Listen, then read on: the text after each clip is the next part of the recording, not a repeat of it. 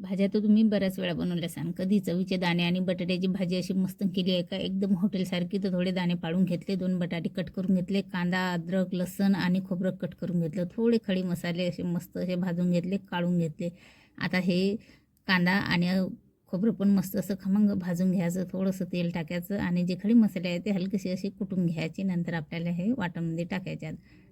त्याचा फुल video upload केला आहे. भरपूर अशी माहिती दिली आहे. नक्की करून बघा घरी एक वेळा.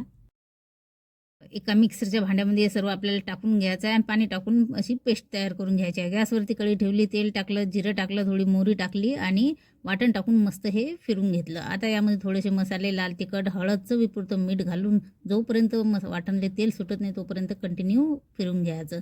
नंतर बटाटे आणि चवीचे दाणे टाकून छान मस्त हे हलवून घ्यायचं. आता यामध्ये थोडंसं पाणी टाकायचं. जेवढे आपले बटाटे शिजतील छान अशी उकळ आली की कोथिंबीर टाकायचा. 5 मिनिटं मध्यम गॅसवरती शिजू द्यायची. झाली आहे.